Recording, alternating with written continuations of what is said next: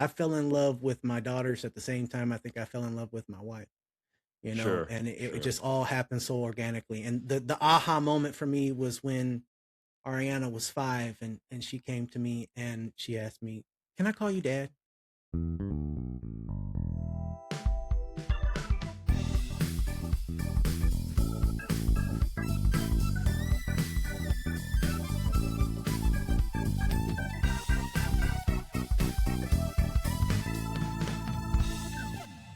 Como ça va and que pasa? Welcome to the In the Pocket with JayBo podcast. And man, we got a great episode coming up today. But before we get into that, I want to remind everybody to please follow the show. We publish the full episodes on YouTube, Spotify, Apple, and all your favorite podcast platforms. And we also advertise and market the podcast on TikTok, YouTube Shorts, X, Facebook, LinkedIn. So we're all over the place. You can't miss us. Check us out when you can. The brand is growing, and we really appreciate everybody's support. So, on today's show, we're going to be talking about blended families and being a part of one, how they come together, the challenges you have with them, and also the rewards of being in a blended family. And to discuss that with us today is our special guest, one of my good friends, Mr. Charles Montes. Hey, Charles, welcome to the show today. Thanks, Jay. I'm excited to be here. Can't believe we finally got you on the podcast, right? Right. I can't believe I'm finally here. It's like all this anticipation has been built up, like ready to go. And on today's show, we're going to be, like we said, it's all about blended families because that seems to be happening more so than it ever has in the past. And I really think we're going to have some really cool, interesting points that we're going to be talking about today that everybody would love to hear. But before we get into that, Charles, why don't you tell me a little bit about yourself and what kind of qualifies you to be in this discussion today? Have at it, my man. Well, I'm 43 and I am born and raised pretty much in Houston, Texas. My family is all from Cuba. My wife and I, we've been together 20 years. We have a blended family and an interracial family as well. I work for a large water treatment company that's international. I'm a project manager there. And I've been in Texas the majority of my life. Lived in Miami for maybe a couple years when I was a little kid, and then we came back. Miami with all the Cubans. My dad at one point's like, "Let's go over there." So, and then we ended up coming back. Coming back here. So you are a former police officer, I understand, though, correct? Correct. I am former police officer. Went to the Gus George Law Enforcement Academy, and then Nice. after a little while, left police work. Ended up getting my degree in mechanical engineering, and went into oil and gas of all things. Was there for a long time, and then a couple years ago, transitioned to water treatment. And how many children between, you and Latasha, your wife? We have 6 Woo! kids. Believe me, they keep us busy. I think that qualifies you to be a subject matter expert is what we call it in the industry, right? Yeah, yeah, definitely a subject matter expert, definitely. I love it. Well, look, right before we get into the meat and potatoes of what we're going to be discussing today, I like to ask our people that participate in the podcast an icebreaker type of question. And I think I have the perfect question today because I'm looking at that awesome shirt you're wearing right there, which happens to be from the Bayou Junction band. If I'll just show everybody that, man. There you Bayou go. Look Junction out. band right there. And I Gratuitous understand plug. you were at an amazing concert last night. I usually try to avoid timelines on the show. So why don't you tell us about that for your icebreaker question and what your involvement was in the performance that went on last night?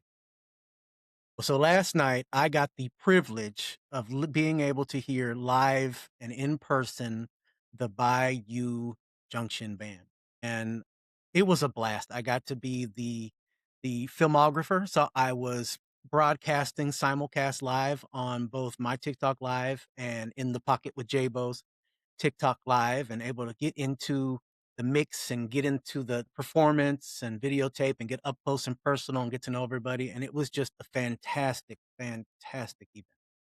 We had a blast. My son and I, we went yesterday.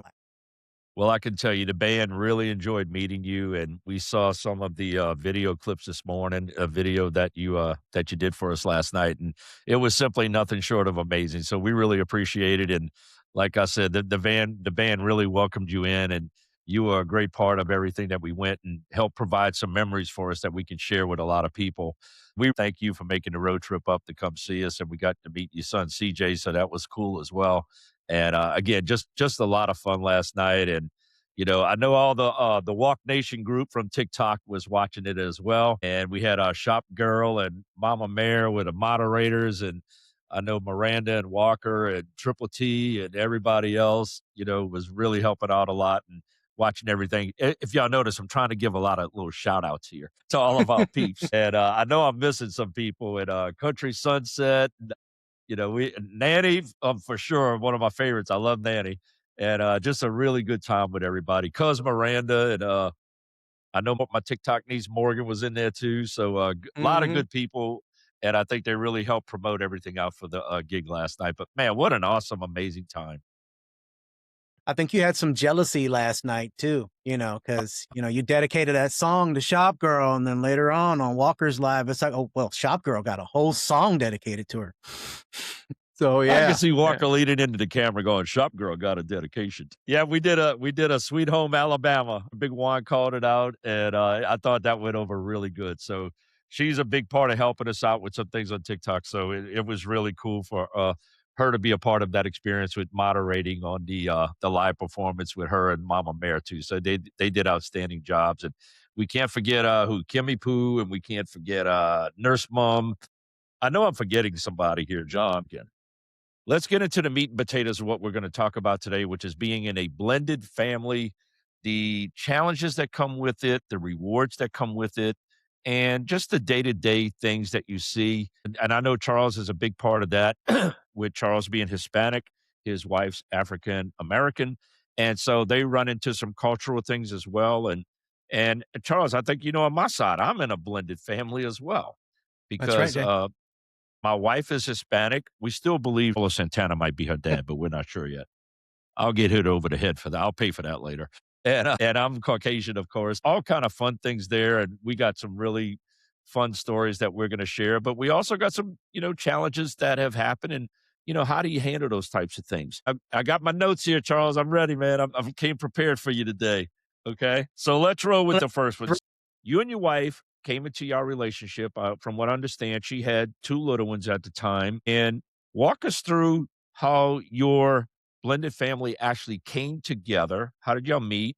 And what was your first, man, this is really going to happen here moment for you? Why don't you walk us through that to kind of set the table for our discussion? When Tasha and I first met, at that point, I had just gotten out of a relationship that was terrible, and I wasn't even looking for anybody at the time. I was living in Richmond, Texas. I was working at the police department, and I had seen Tasha come and go from the apartment. The neighbor downstairs was actually one of our was a mutual friend of ours, and she was babysitting our youngest at the time, which was Tasha's youngest at the time, which was Kiara, right? And she was all of maybe like 4 months old at the time.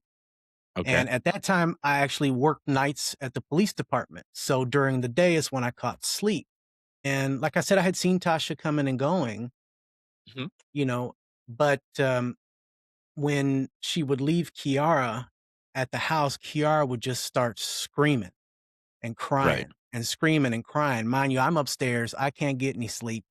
So one day I just decided, let me go down there and see what's going on with the poor baby. So I come downstairs and I look at our friend, our friend who was the neighbor, who was my neighbor downstairs, and I said, "Hey, what's going on with the baby?" And she's, "Oh, I can't get her to stop crying. Mom leaves her. When she leaves her, she just won't stop." And this has Right. been like Right. 2 days, 3 days of this going on. So I look at her and I'm like, "Give me the baby." And she says, "What are you gonna do to it?" I said, "Nothing. Just give me the baby." I said, "What's her name?" She says, "It's Kiara." So I grab Kiara and I look at her and I look at Kiara and I say, "All right, Kiara. Now, I'm tired and you're cranky. So let's take a nap together. We can't do all this crying all day. It's not going to work." And as soon as I picked her up, she stopped crying and just looked up at me and smiled. Wow. And I sat out in front of her house on the little rocking chair and I slept with Kiara in my arms, rocking back and forth in the rocking chair outside for several hours. And it's how we both got sleep. And when Tasha came pulling up that evening, I'm sitting out there holding Kiara and she's like, "Who is this strange white man holding my baby?" But for me, I fell in love with Kiara and Ariana and Tasha all at the same time. So it's Okay. like That's my cool. heart got taken by all three of them all from day one, from day one. Love it. Love it. Now, you didn't really have any experience with kids. You didn't have any kids or anything at that time, right? No, I had no experience with children. Now, I was at a time in my life where I was, like, looking for a spouse and wanting to build a family and things like that, Sure. so it just all fell into place. It all fell into place. I wasn't even really looking for a person at that time. It just everything just came. So then kind of the real moment for you is when you took that little one and just rocked to sleep and y'all both just kind of took a nap, right? Right, that was kinda like the, "Yeah, I can do this. Look at her. She's adorable. She's beautiful." And it's like it was like I said, I fell in love with my daughters at the same time I think I fell in love with my wife, Sure. and it Sure. just all happened so organically. And the aha moment for me was when Ariana was 5 and she came to me and she asked me, "Can I call you dad?" And I was like, "Of Nice. course." Nice. I guess Tasha had to really be impressed when she saw that. That had to be an attention getter for her. Yeah, I think that was impressive that, kids have a way of telling who people are. So, the fact Yeah. that I was able to take Kiara and just calm her the way it was, I think went a long way too. But, I've always thought Tasha was out of my league. So even Right. then, when her and I started to talk to each other, it was her who asked for my phone number because I was always like, "Oh, she's way out of my league," and it all if she hadn't initiated that, I don't know that it ever would have. Nice. That's awesome. Good stuff. Yeah, with Becky, it was the other way. I always tell her she is the damnedest pursuee I've ever pursued. I had to give her that. So I know it seems like y'all had a great initial moment. And of course, that leads into the relationship evolving and moving along. And, with children, which, you didn't have any experience of, but were you already a police officer at that time? Yeah, I was actually just leaving, getting ready to leave the police department at that time. I was on the Okay. tail end when her and I met, and then I had left the police department and then, finished my degree in mechanical engineering, started and I was in oil and gas for eons. Sure. But to get back to my point of what I think I'm trying to make here is that you probably had some experience at diffusing a situation, but dealing with a little one crying like that can be more challenging than probably most things you saw on the street. Most definitely. Dealing with the little ones for the first time and being kind of thrown in as, this is a ready-made family. I'm jumping right into it Yes. and I'm taking the role, right? Because if I say I want to be with Tasha, that means I'm saying I want to be Ariana and Kiara's father as well, right? And Yes. so Yes. I jumped straight in, dove in feet first. Right. I love it. So, and now that leads me into the second question I had with you with things, and it evolves around more of the challenges. And so, blended families, from what I see, always have a good look kind of on the outside, what a TV might portray and things like that on a television show. But it's always different in reality because behind the doors or meeting with families and all that kind of stuff can make for some, I'll call it interesting situations. Mhm. And with you being Hispanic and Tasha being African American, I'm sure y'all had some challenges and what the heck is this kind of moments that went on with things. What is your take on how you guys had even cultural difference that may exist? What was the toughest part for you and your wife? And y'all got to work through these things together. You got to be a team with that stuff, big time, in my opinion. Just give us maybe a light example of one or two things that y'all experienced and how did y'all handle them? So I think that I know that we faced, some challenges in our relationship early on for a multitude of reasons, right? And one of them being we were an interracial couple, right? I actually caught flack from my father because if she had been African American or if she had been black and Cuban, it wouldn't have been an issue. But the fact that she wasn't Cuban, it's like it Right. caused an issue where my father and I actually we went years without speaking at one Wow. point, you know? Yeah. And not just internally with the family, because her family has always been completely accepting of me. It was my father who wasn't accepting of her early on. But my grandmother and my great aunt and the ones who raised me and were important in my family were, right? But yeah, that we had that on internal, and then you had external forces as well, where just from an interracial standpoint, I Yeah. remember there was times where I left the room one time, and when I came back, I'm hearing the story that this lady just came up to her and said, "You should really stick to your own kind." And I'm just like, "Well, what kind is that?" Because I didn't know I was an alien. Right. So what's going on, right?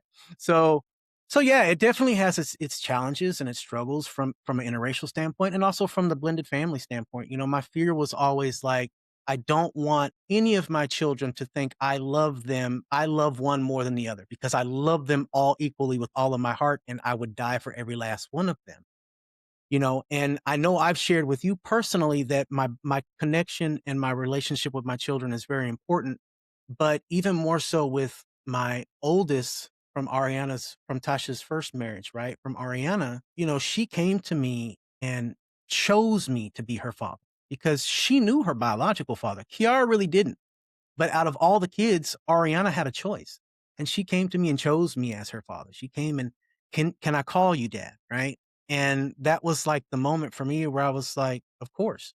And my philosophy has always been when it comes to all the children who have come through our home, because we say we have 6, but we probably closer to, like, a dozen with all the kids that have come through our home that we've poured into over the years. Now, you brought that up to me before, and y'all haven't per se officially fostered other children, but you welcomed other children into your home, correct? That is correct. So we haven't Okay, officially so tell me a fostered, little but bit we've about welcomed that them. so everybody understands what we're saying here. So from the biggest standpoint, it's usually kids who we know through our kids or family and friends, right? So we had, for example, our 2 of our children, so our Danielle and 2 of the 6, Danielle and Daniel or DJ, they came to us through CPS, but it wasn't as if we were really fostering.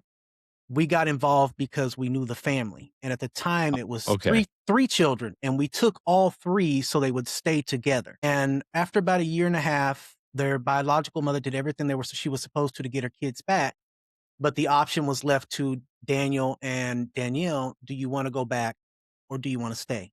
And they wanted to stay with us, right? Danielle was already a little older at the time, and it's just amazing how you see when you give children, well, anybody, a place where they can feel safe, right, they feel like they can make mistakes and learn and to grow, like, how much they flourish. You look at them before and they're like, "Oh, man, these kids aren't doing anything," and then you get right. them into a different atmosphere, and they just flourish. They Sure, just flourish. And, so we've sure. had those, and then we've had others that have been family friends where, the kids were messing up, and we took the kids in to try to help them get in the same direction, or, in one particular case where, you have a kid that outlives or ages out of the CPS or home, those types of homes, and it's like they don't have anywhere to go, and that's my wife's biggest dream, is to open up a home for children that age out of the system and are really just kicked to the street with no provision or Yeah, assistance. yeah. Man, what a blessing y'all have been to help people out and those children especially. That's amazing, man, and I applaud you for that. I think that's outstanding what y'all do there because it takes a lot of patience and it takes a lot of love and it takes teamwork to accomplish those types of things. And one thing I can say is I used to coach ball at a playground, man, 15 years ago. Wonderful kids, but then sometimes parents wouldn't even pick them up at the playground. I'd have to bring them home.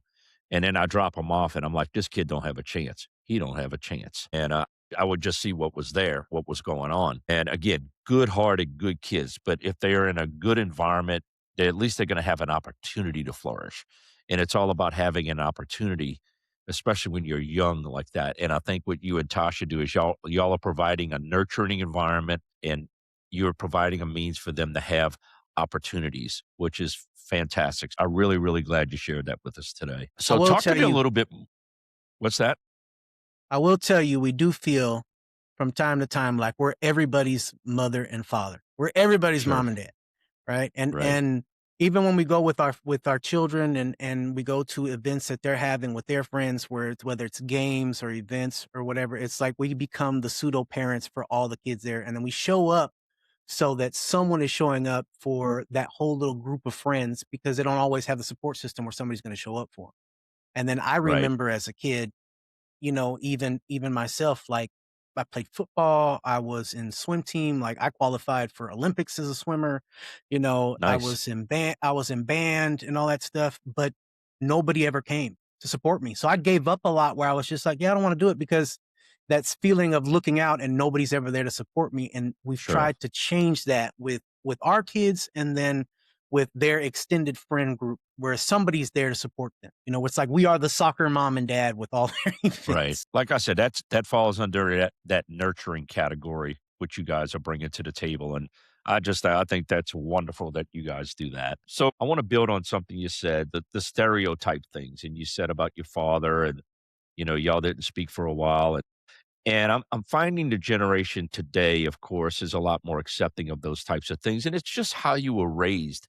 And people just need to remember there wasn't all this social media back in the days and all this instant communication with people all over the world, and you just didn't have any of that stuff. It was you were really in a bubble to either your family or your neighborhood that you grew up in. And that was really it. So whatever those beliefs were in your family and the beliefs and the history of your neighborhood, those things were a big influences and it's where you learn things. So again, that's a nurturing too, whether it be good, bad, or indifferent. It's a nurturing That's of right. your belief system. And so to hear, like that with your father would have been something. And like I said, my wife's Mexican, heritage. Her mom and her dad are both from, Mexico. She grew up in a certain area of New Orleans, and I knew where she grew up at, and I grew up in a certain area. It would people would have noticed something like that when we were in high school or in our early 20s and all that back in the '70s and early '80s and all that stuff. People would have noticed that with her and I. And Becky's the she doesn't really look Hispanic. If you gotta really look at her to see she's Hispanic. But if you just look at her in general, you think she's white. And I remember one of the first times I found out that she was Mexican, and she goes, "Yeah, my last name's Mora, Mora, Mora." And she goes, "Yeah, I'm full blood Hispanic." And I went, "Man, I thought you were white." And she goes, "I'm not white. I'm not white." I'm like, "Oh, okay, well, thank you." No, no, no, no. I was gonna say, a lot of people always think the same thing about me, that I'm white when they first meet me, Right. until I start speaking Spanish, or I'll kind of hide out and wait to hear somebody say something about me in Spanish, and then I start speaking to them in Spanish, and they're like, Right. a surprise thing, right? So yeah, yeah. Oh, man. The first time Becky's dad had met me, unfortunately, he was in the hospital at that time. He had a, injury, he had fallen, and I walk into the room, and he's like, "Who's the big white boy?" That's what he said. Oh, man, I was dying laughing. And, he was kind of a shorter, small frame guy, and, it was just funny, but who's the big white boy? Not like I'm 6'5" or something, I'm like 5'11", you know? Anyway, but it was just funny. Yeah, let's talk about the stereotype things a little bit. So I'm gonna read from my notes here. It's just now you being a former police officer and now you're doing project management work and you're in an interracial blended family. So you catching it, from both sides there. So what kind of stereotypes have you run into? And whether it's like being a step parent or mixed race children, even if you got to be the cop who's trying to keep peace at the house, which I'm sure happens often. How do you handle those types of situations with things? And not just you, how does Tasha deal with it as well? Well, Tasha, if we're talking about Tasha, she is the grace of the family. She's the one that even when it's like I'm frustrated with the situation, it's like, yeah, I almost don't want to deal with this anymore. She's like, no, we're not doing that. So she is the one that's always, if I say anything, it's usually me going along with what she wants to do. Right. So it's like, hey, this is what you want to do. We're bringing someone else into the house. All right, let's prepare for it and get somebody else here. So it's from her standpoint, it's always about nurturing and loving and making sure that the kids have a good foundation and a safe place more than anything else. A safe place where they know that they can always come back to. But yeah, there's always, there's been different stereotypes and different challenges, even when it comes to with the kids and interracial. So Yeah. DJ, when he first came to us years back, he struggled and he got involved with a group of friends that we didn't care for. And, they would Yeah. come over to the house late at night when everybody's asleep, doing things that they shouldn't be doing. And we Yeah. talked to him about it and talked to him about it and tried to correct course, and he wouldn't listen. And finally one day it was one of those things where it's like, hey, I have five other kids here that at that time I have five other kids here that I'm responsible for, and I can't have you put them at jeopardy. So it was one of those things where it's a lot of his friends, and part of that was interracial. Here I have this young African American boy, and here's this white guy, and his friends are telling him, "Don't listen to that square white guy. He doesn't know what he's talking about," and he's listening to them. You know, And it got to a point where with DJ, we actually had to send him to go live with his aunt at the time, and Okay. he ended up there for a little while, but then he hit the streets and made some poor decisions and went through a rather dramatic, and I won't get into the depth of that, but No, no, there's no need to. he called me one day after being gone for about a year, maybe a year and a half, and he was like, "Dad, I can't do this life anymore." And when he realized that it's not the glamour that he thought it was gonna be being out there ripping and running the streets, and he's like, "I can't do this anymore." And I was like, "If you're serious about coming home, I'm coming to get you." Right? But sometimes it takes them learning the hard way, unfortunately, which Yeah. I'm great at doing myself, right? I gotta learn the hard way, hard-headed. Right, right. That's my But hard head too, believe me. right. But no, that's really cool to hear because that shows you right there he's got some heart and he's got some character right there. That shows you right there that it's not good to always be following. Sometimes the follow is not a bad thing, but when you throw yourself into circumstances that are just they don't benefit you, but they benefit the leader of the team, you got to rethink your position on some things, you know, because ultimately you're just going to be a pawn in what's going on. And that's probably what he figured out. And with you doing police work, I know you know what I'm talking about there. Most definitely. So Well, and I'll tell that's you, I cool. have a ton of love and respect, you know, when DJ came home, and it was a traumatic time during that time, but when he came home and we were like, "All right, well, you're close to where you should be finishing high school, but you're not there with credits." So we had the whole conversation with him, "What do you wanna do? Do you wanna go get your GED or do you wanna, go back to high school?" And he thought about it for a little while and he came back, he said, "Dad, I wanna finish what I started." And that for me right there went like such of a long way. All right, that's the mindset I'm looking for. He went back to school. Even being older than the other kids, we found him a high school that did recovery credits, and he went back and did 3 years at the school, 2 years at the school, so he could finish his diploma, not go get the GED. Nice. And he's Nice. done a complete, 180 since then. He's got his own job, got his own place now with his own girlfriend and everything else. So I love him to death, and I'm glad that I could be a part of his success. Those are the kind of stories I really like hearing because, when someone gets knocked in the dirt and they're able to buckle up the chin strap and get rolling again, that's really awesome to hear. So I really appreciate you sharing that story and props to that young man. I know he probably went through a lot and he was able to, improvise and knew where to go to get back on the right track. And he knew the home he had. And that's good because you guys instilled that value on him. And he came back and, he seems like he's flourishing and that's fantastic. Tell me something that Tasha may have had to deal with from that perspective as well. I think from her perspective, the things that she's had to deal with is just balancing everybody's emotions, right? Because every child is at a different place, and the kids all just crave mom and her attention all the Right, time. right. Me, I'm like, okay, dad's here, but with mom, it's like they always want mom's attention. Yeah. So it's her having to strike a balance. And that's probably been the biggest thing with none of the kids feeling like they were left out because one in that time needed more attention because they were struggling or going through a difficult time. And making sure that the kids were on the same page with, hey, your sibling is struggling right now. So it's not that we're Right. ignoring you, it's that they need more attention right now and they need more help. And we all got to come together as a family. And she's been great about mitigating that with the family and the kids. She has a way of communicating with them to get them to Hmm. understand where I still struggle sometimes with that, especially when it's something that's Yeah. emotionally charged for me. But yeah, she's had her obstacles with it too, that she's had to Yeah. deal with and face. Most definitely.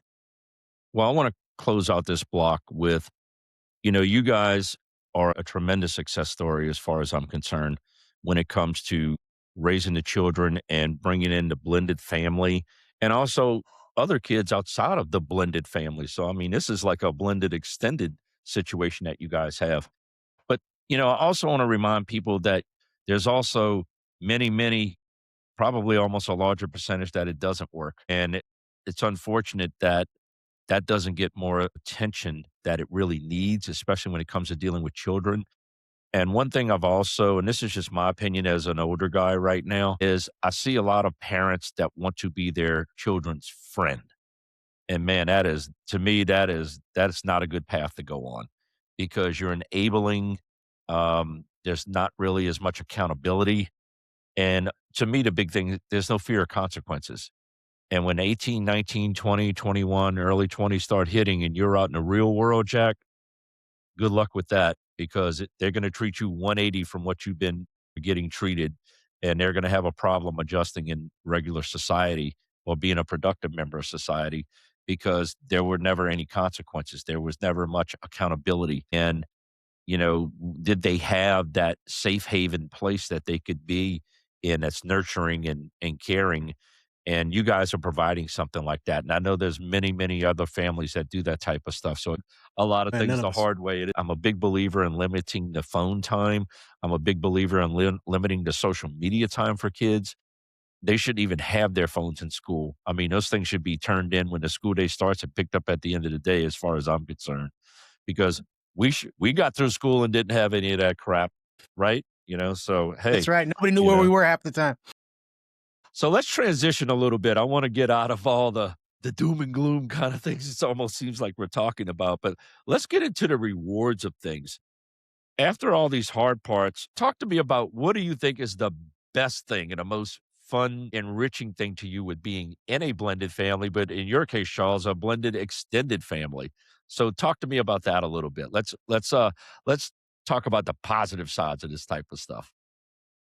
Well, I think one of the most fun things is that because you have such a diversity of children, right? And everybody has their own personality, and especially when we're talking about the extended family, right? They Yes. they they bring with them different experiences and different reactions that you don't get from your Personalities. kids. Yeah, Right, different personalities.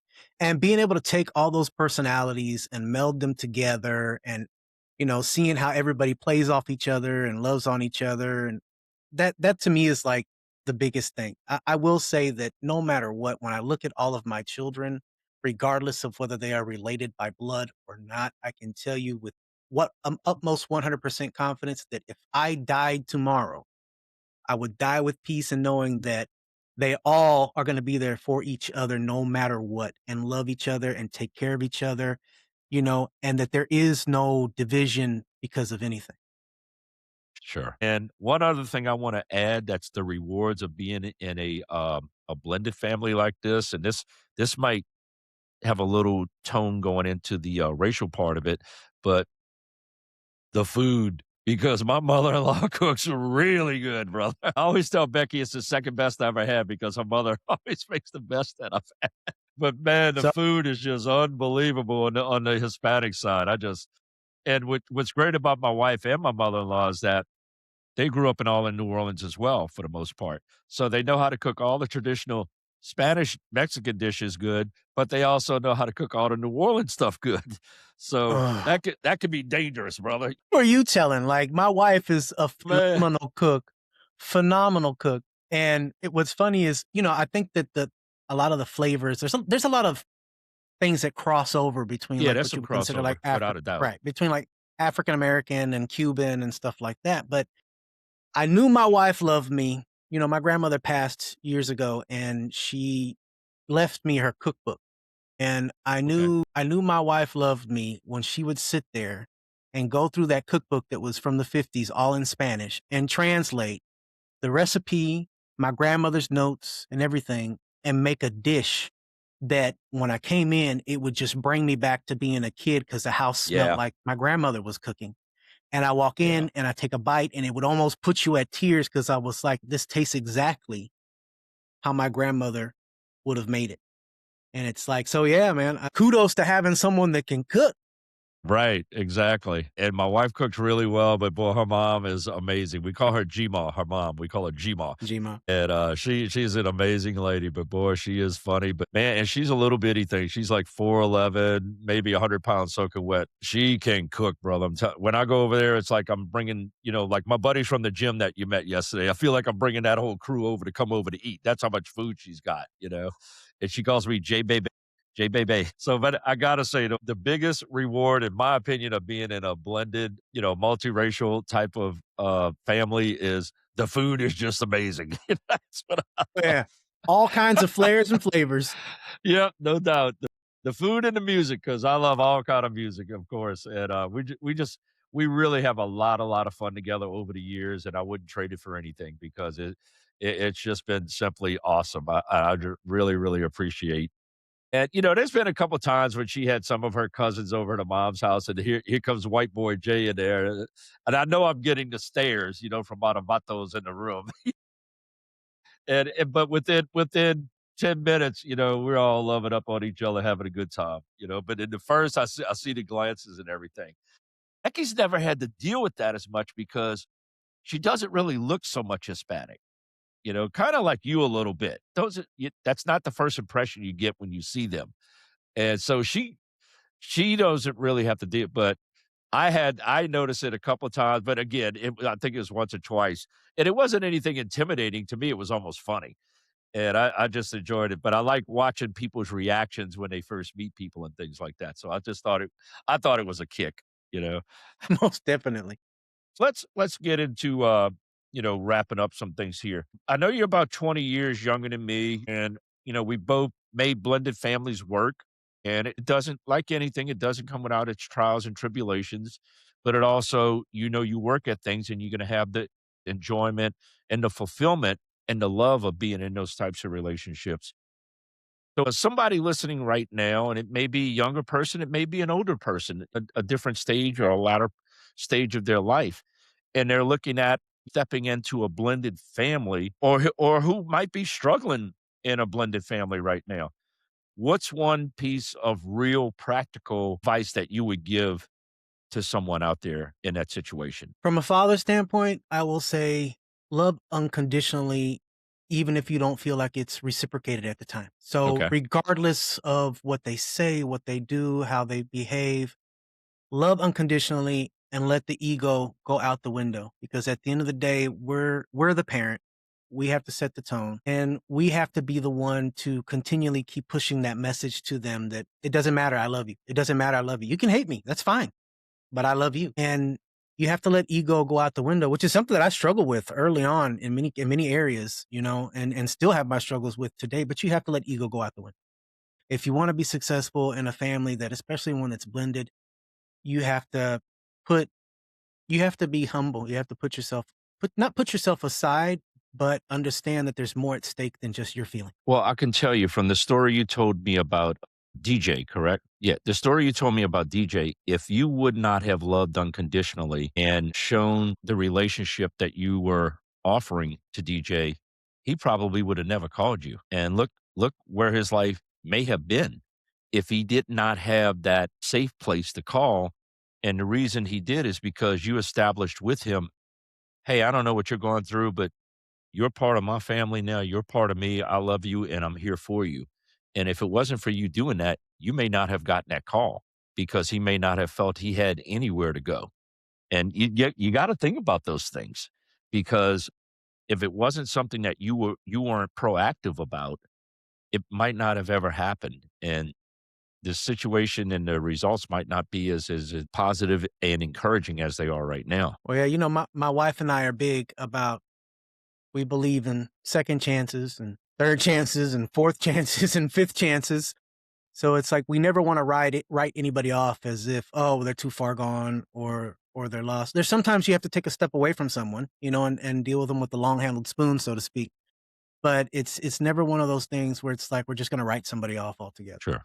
Just because I know there's probably people out there, and I'm gonna bring up the white elephant in the room, is that, "Well, I don't know if that'll fly because, my parents might not like it, or my siblings might not like it if they're a different race, or if they're coming to a relationship with, 1, 2, 3 kids, or if they were married once or twice before." Those things come into play with decisions that you have to make as far as your personal life and your personal well-being. And I'm gonna use a term that's real famous now is vetting, vet the situation. Is it good for you overall? And if it's a positive for you and you step up to the pump and you bring something to the relationship as well because you have to and you should want to is, what's to me, it's always what's best for you. back out all the background noise and all the other stuff. I don't care if it's your mom and dad or whatever, but what's best for you? And if you think that person's best for you and you can be the best for them, then you don't wanna go through life saying, "Oh, man, what if? What if I woulda did this, 10 That's years right. later? What if I woulda did that?" Those type of regrettable situations are things that you might be able to avoid if you vet the situation and you just weigh the pros and cons, and then you gotta take a leap of faith sometimes. And if you wanna be happy, you're not gonna be happy sitting there thinking that everything, unless it's perfect, is going to work for you because I can tell you from my experiences and people I know that just doesn't exist. It doesn't exist. And coming together can make something perfect, but looking for a perfect to fit into what you think other people want of you, I think that can get into a slippery slope. That's just my take Yeah. on that. Well, I'll tell you, my response to someone that would make that type of comment is, "So what? So what? What do you care about what Yeah, mom and dad thinks? What do you care about what your friends think? What do you care about what your cousins think? At the end of the day, you have to live this life and you have to be happy with the life that you're living and self, right? Regardless of what anybody else thinks or how they feel." And I've always tried to live my life based off of it's my life. I have to live it and I want to live it happy.